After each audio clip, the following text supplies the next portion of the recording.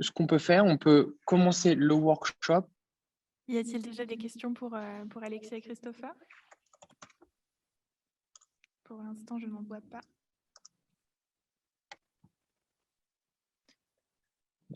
Peut-être que vous-même, vous avez des questions à poser aux autres, des choses qui vous ont interpellé dans les présentations des autres ou... Oui, après, c'était pour la dernière présentation de Claudia. Donc, j'ai essayé un peu de suivre en anglais, mais donc il y a peut-être des choses qui me sont échappées.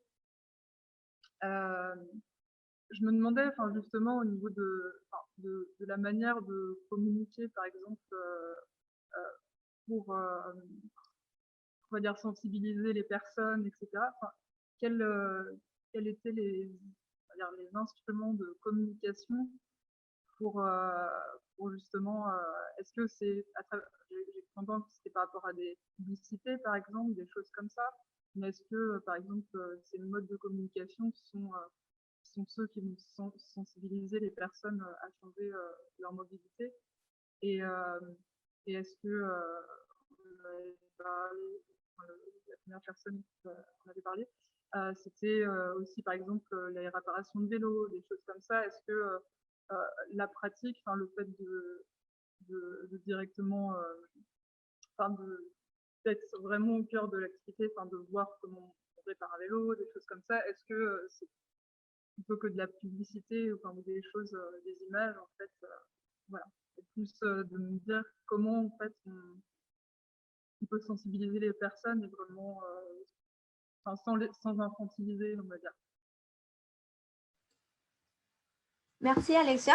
Donc, du coup, en fait, derrière chaque comportement, il y a des mécanismes psychologiques. Donc, par exemple, pour certains comportements comme la mobilité, il y a les habitudes qui sont très fortes. Parce qu'en fait, la mobilité, c'est quelque chose d'habituel. On le fait tous les jours, de la même façon, avec le même mode.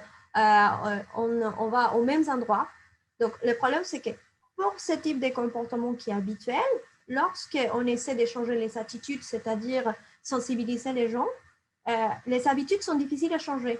Et c'est comme dire qu'il y a un médicament, et les médicaments servent pour guérir certaines maladies. Donc ici, on a une maladie et malheureusement, les médicaments qui est la sensibilisation ne va pas marcher parce que les habitudes dépendent pas seulement des attitudes, donc ça dépend d'autres choses. Donc, en fait, il faudrait plutôt cibler les habitudes dans les cas de la mobilité pour que ça marche mieux. Mais il y a d'autres comportements qui vont avoir d'autres mécanismes derrière. Donc, par exemple, les attitudes ou les préférences. On va parler de la vaccination. La vaccination, ce n'est pas un truc qu'on fait tous les jours, c'est un truc qu'on fait une fois dans la vie ou une fois par an. Donc, du coup, par exemple, peut-être pour la vaccination qui n'est pas un comportement habituel, tu peux sensibiliser les gens et tu peux vraiment être assez créatif par rapport aux façons de sensibiliser les gens. Comme tu dis, tu peux utiliser des publicités, tu peux utiliser des vidéos, tu peux utiliser des lards, tu peux vraiment utiliser plein de choses, mais en fait, tout dépend du comportement et tout dépend de ce qu'il y a derrière. Donc, pour la mobilité, malheureusement, la plupart des trucs qui utilisent la sensibilisation ne vont pas marcher, mais l'effet d'apprendre les gens à réparer leur vélo, parce que ça, en fait, là, tu es en train d'entraîner, de former les compétences. Donc, peut-être je ne fais pas du vélo parce que j'ai peur de tomber en panne et je ne sais pas ce que je vais faire. Ou de la même façon, j'ai peur de faire du vélo en ville. Donc, il faudrait qu'ils m'apprennent les compétences pour me sentir à l'aise à vélo en ville, à l'aise à réparer mon vélo.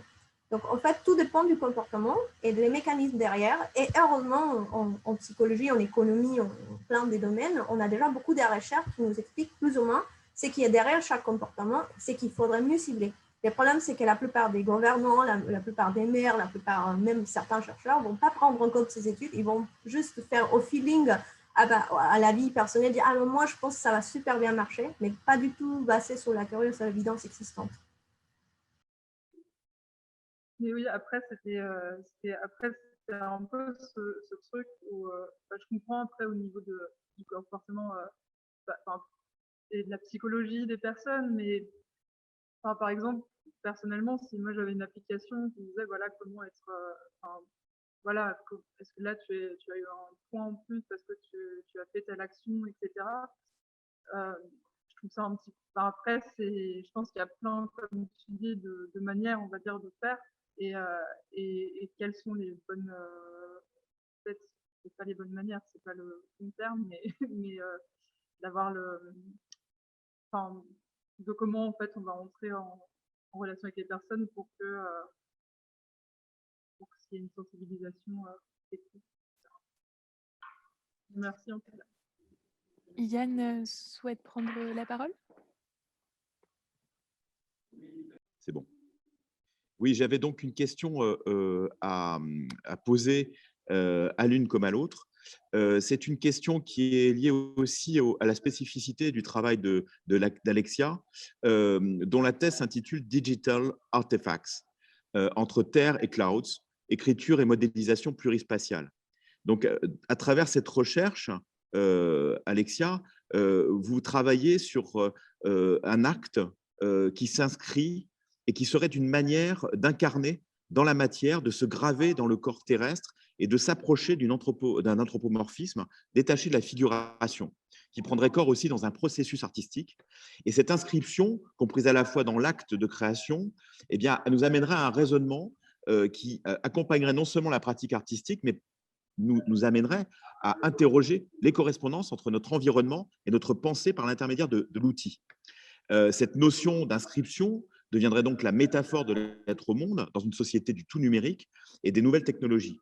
Alors, comment les outils numériques nous éloignent ou nous rapprochent à la fois des connaissances de notre environnement? Comment reprendre contact avec le faire et à partir des outils numériques? Ce sont des questions que vous vous posez vraiment et qui sont au cœur de votre création.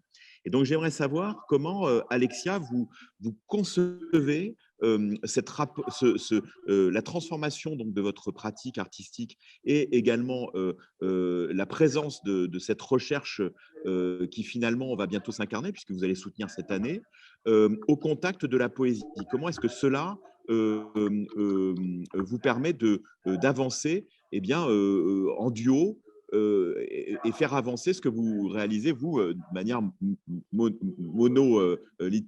je veux dire toute seule, cette recherche que vous développez depuis des années, comment est-ce qu'elle est modifiée ou voire même un petit peu transformée? Et j'aurais la même question par rapport donc à Christopher sur comment la recherche que mène Alexia, ou en tout cas votre rencontre, a une incidence sur votre poésie. D'accord. Oui, alors, après, c'est pas justement cette question, moi qui traverse ma pratique justement par rapport aux outils numériques, etc., sur lesquels je travaille, et cette mise en forme en fait des imaginaires, il y avait déjà cette matérialité aussi qui se traduit par des inscriptions matérielles. Souvent, ces modélisations prennent forme matériellement par des volumes. C'est surtout aussi se dire comment on va dire comment le cyberespace, qu'on appelle le cyberespace, aujourd'hui est créateur de mutations. Comment ces mutations prennent forme dans l'espace géographique. Il y a Henri Bakis qui parle par exemple de géo-cyberespace pour pas scinder les deux.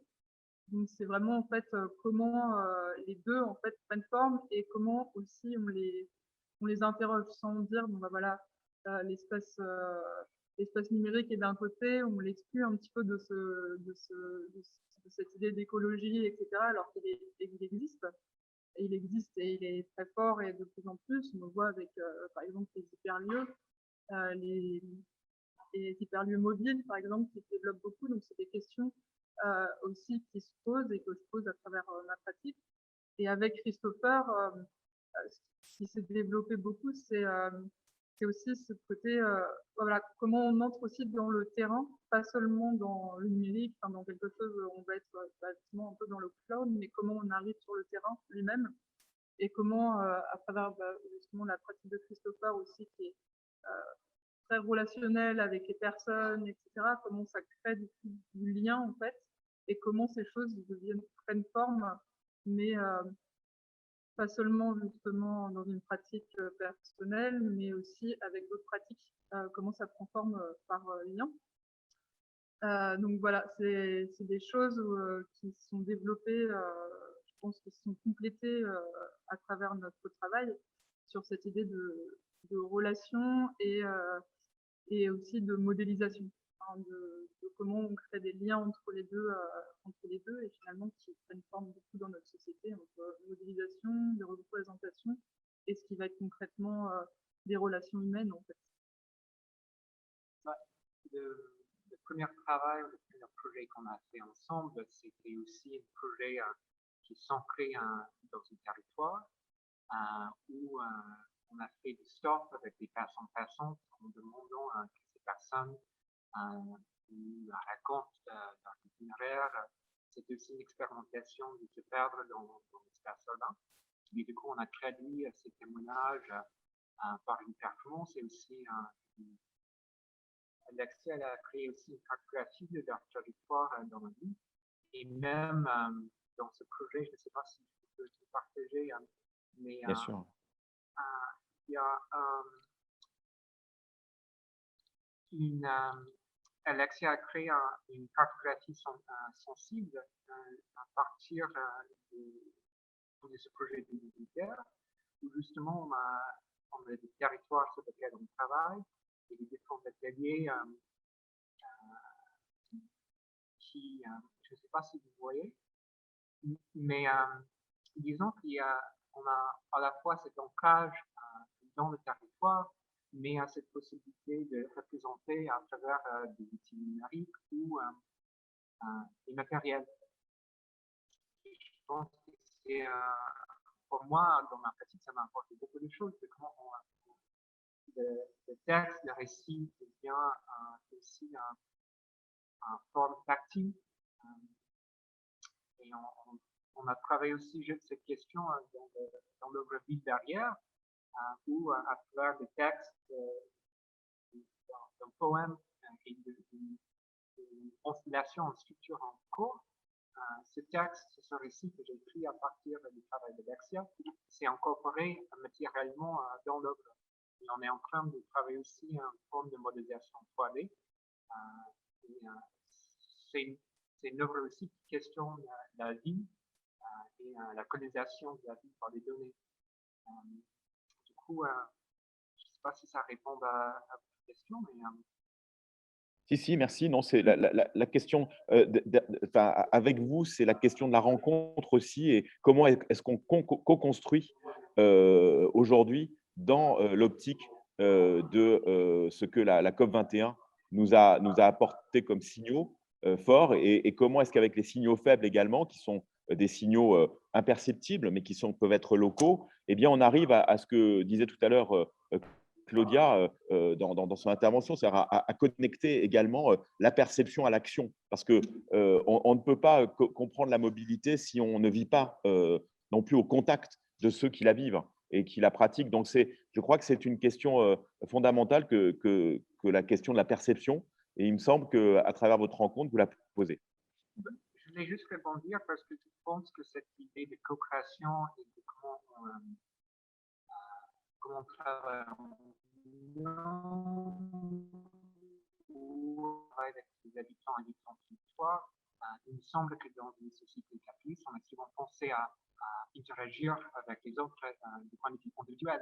Mais si on veut sortir et donc d'être dans une société beaucoup plus écologique où on prend soin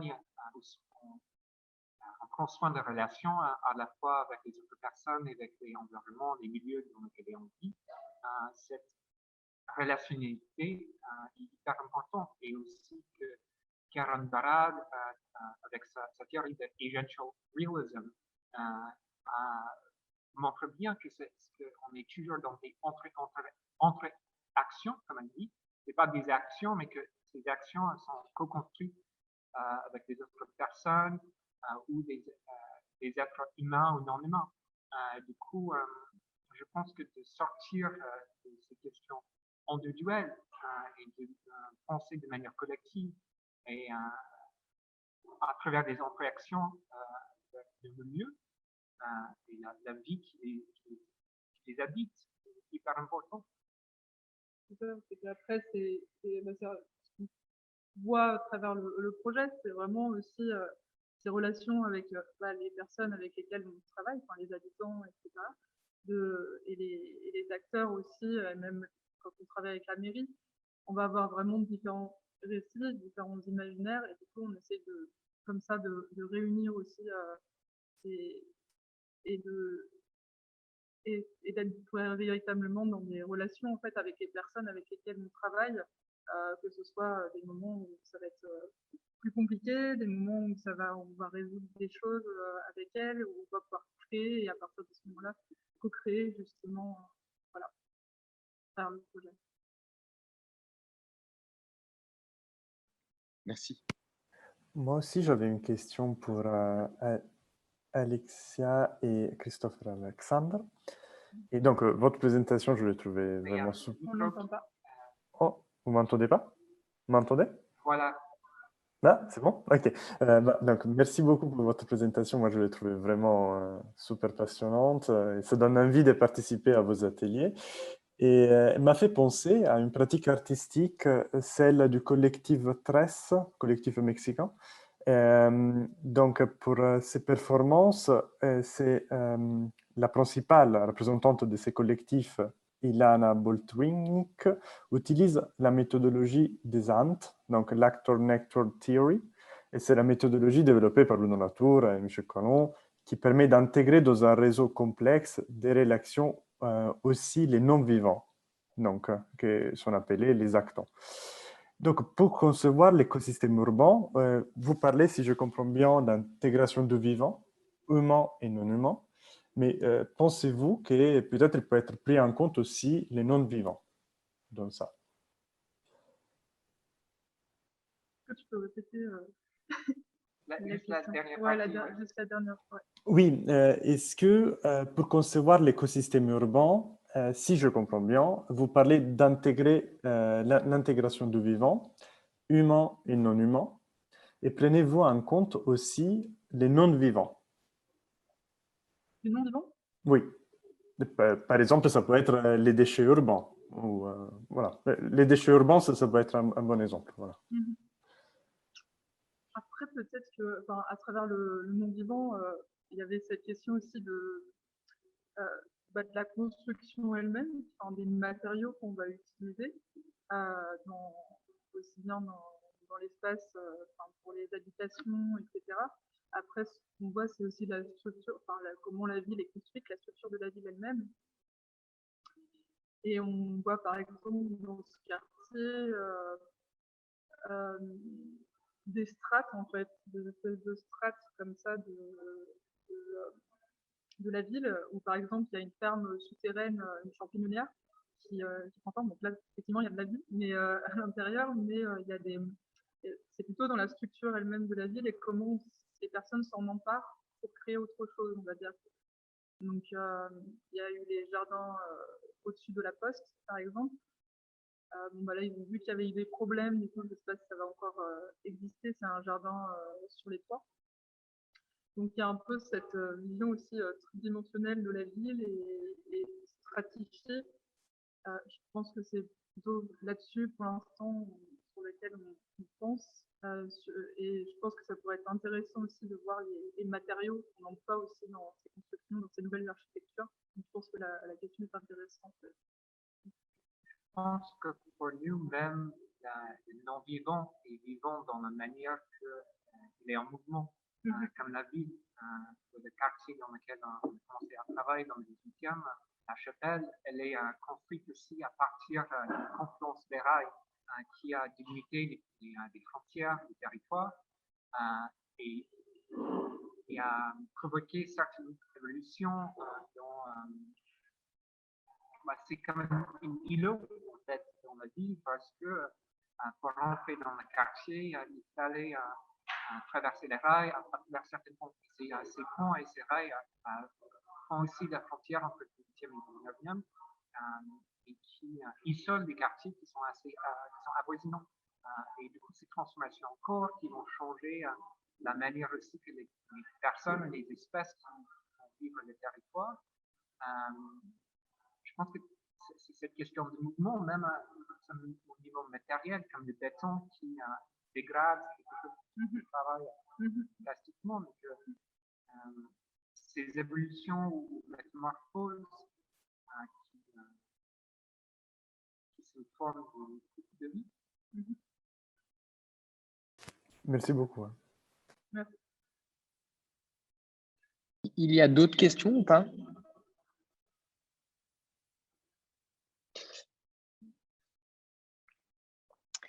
Si tu veux, moi, Federico, j'avais une petite question pour toi. Tu parlais de l'école territorialiste. Alors moi, je ne connais pas du tout ce domaine, mais je sais qu'en France, à l'heure actuelle, on cherche beaucoup à réfléchir sur les circuits courts, c'est-à-dire le producteur, le consommateur. Et maintenant, même les circuits courts, il y a beaucoup de labels. Par exemple, nous, en Haute-Savoie, il y a des ruches qui se forment, c'est-à-dire on n'a pas le point où on va chercher le produit n'a pas le droit d'être à plus de 30 km. Et aussi en France, on a aussi ce qu'on appelle la notion de terroir. Donc, en anglais, il n'y a pas d'équivalent. Il y a vraiment qu'en français cette notion. La terroir, c'est quoi? C'est des hommes et une terre. Et aussi en France, on a beaucoup d'appellations, les AOP, les AOC. Tu sais ce que c'est ou pas? Oui, oui. Ok. Et bah, du coup, en quoi l'école territorialiste est différente de cette notion de terroir et de cette notion de gestion de la terre que nous, qu'on a en France depuis assez longtemps et qu'on a intégré dans notre consommation. Et surtout qu'à l'heure actuelle, on est en train de repositionner notre consommation vers une consommation intensive et industrielle vers une consommation beaucoup plus locale, respectueuse de la terre et de l'environnement et surtout des hommes en les rémunérant correctement. Donc, l'école territorialiste, merci beaucoup pour ta question. L'école territorialiste est une école qui existe depuis les années 80. Il y a 40 ans d'histoire et les sujets traités sont très vastes. Donc, elle ne se limite pas seulement aux questions de développement. C'est une école dans laquelle il y a des géographes, des architectes, des économistes. Voilà, il y a une vastité aussi des productions et des opérations faites par l'école territorialiste qui est énorme. Pas seulement réduite aux questions du développement local. À propos des terroirs, c'est en effet quelque chose que reprend. Il trouve que ça, c'est tout à fait intéressant et c'est des démarches tout à fait intéressantes. Il met par contre un peu en garde à certains processus qui pourraient rendre tout ce qui est local et en quelque sorte devenir seulement un label pour vendre plus de produits. Il y a un peu les risques que les grandes compagnies, il y a double richement, que les grandes compagnies de la production capitaliste et globalisée utilisent tout ce qui est le retour au local en tant que marketing. Donc, l'école territorialiste essaie en quelque sorte de dire la chose importante, c'est qu'il y a un vrai rapport avec la communauté. Que ce type d'économie naisse vraiment en lien avec la communauté. Et évidemment, aussi en Italie, on a les correspectifs de ce que tu as dit. On a tout ce qui est DOC, DOCG, signifie quelque chose de protégé et toute une série de cultures qui sont protégées.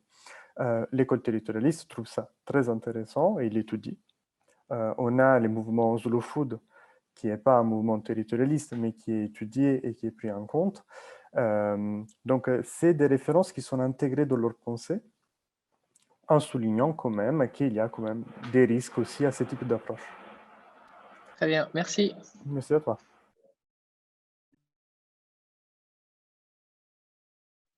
Je voulais savoir si Alexis souhaiterait aussi rebondir par rapport à ce qui a été dit, ou est-ce qu'il y a un point qui pourrait lier toutes ces recherches, je ne sais pas, un aspect sensible aussi dans ta recherche.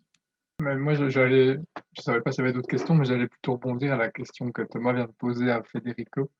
Je pense que la grande différence aussi, c'est que tout ce qui est AOC, enfin, toutes les origines contrôlées, tous ces labels, en fait, on est plutôt dans une démarche, pour moi, de construction territoriale.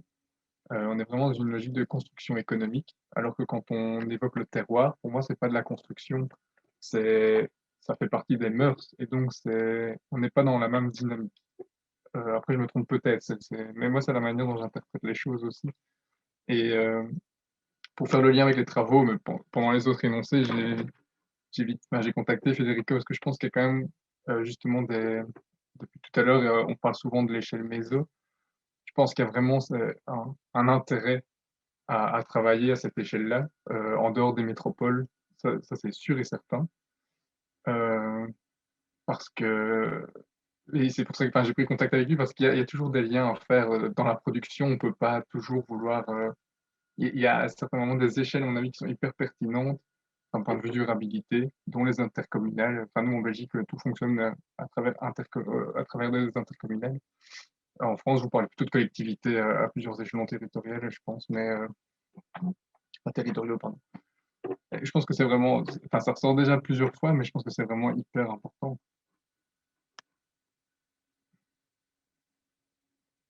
Oui, ben, merci beaucoup. Et on encourage tous ces échanges que vous avez eus, Alexis, Federico, et vraiment on encourage parce qu'on pense vraiment qu'en collaborant, qu'en échangeant différentes idées, différents points de vue, ben là, la Belgique, la France, on va pouvoir avoir de meilleures solutions à l'échelle européenne et bien sûr après à l'échelle mondiale. Donc c'est vraiment génial.